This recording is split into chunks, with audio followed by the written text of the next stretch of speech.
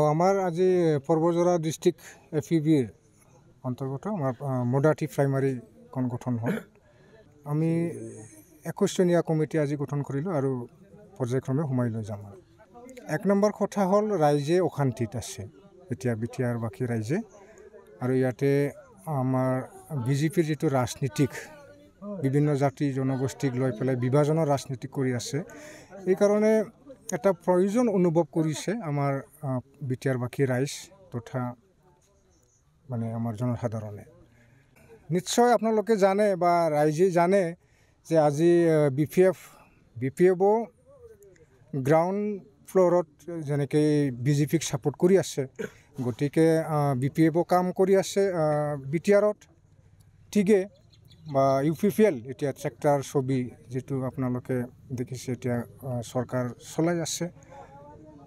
তেখেতসকলে তো ডাইরেক্টলি বিজেপির লগতে আছে, সেন্ট্রেলতো আছে বা স্টেটতো আছে। আমার ইউজি ব্ৰহ্ম ডাঙৰীয়াই কেবিনেট মিনিষ্টাৰ হিসাবে আছে, গতিকে তেখেতসকলে কাম কৰি আছে নিজা নিজা বেনাৰত, কিন্তু আলটিমেটলি সিহঁতে বিজেপিক জিকাই দিয়াৰ কাম কৰি আছে।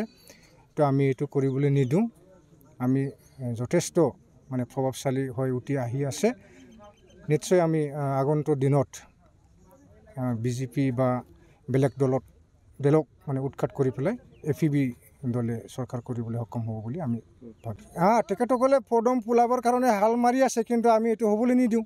সব কৰি দিম, আপোনালোকে দেখিব নিশ্চয়। এইবাৰ মানে ইণ্টাৰেষ্টিং খেল হ'ব। পিটিচিত ষ্ট্ৰাকচাৰটো বনাই আছে, আজিও আপোনালোকে দেখিছে। আমি মোডাটি প্ৰাইমাৰীটো বনাইছোঁ আৰু দুটামান বাকী আছে আমাৰ পৰ্বজোৰা হিচাপে, আৰু বিটিচিত আমাৰ কিছুমান ব্লক এতিয়াও বাকী আছে।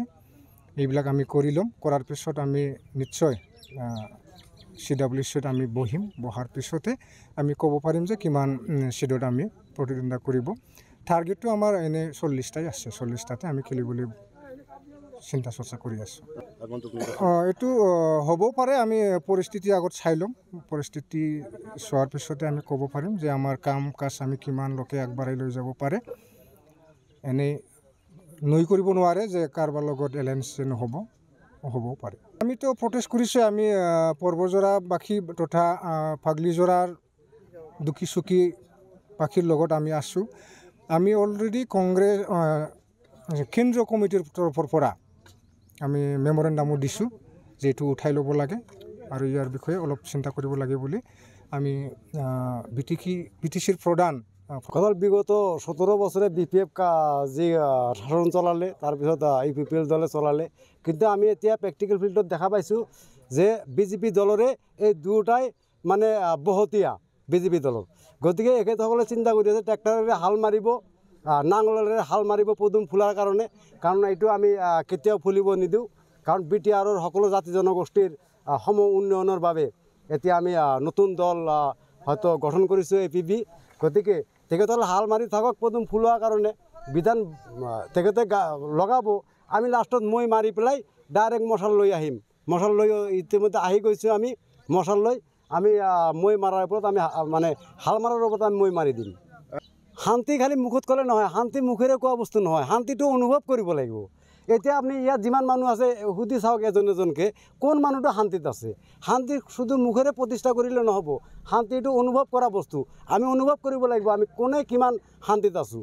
ব্যৰ্থতা হৈছে সকলো ছাইডতে ব্যৰ্থতা। কোনো ছাইডতে তেখেতৰ কোনো বিভাগতে সকলো বিভাগতে দুৰ্নীতি হৈ আছে।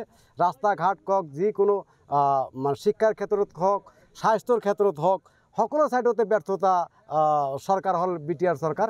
এই বিগত 23-24 বছৰৰ শাসনকালত সকলোতকৈ ব্যৰ্থ চৰকাৰ হ'লে এইটো ইউপিপিএল চৰকাৰ।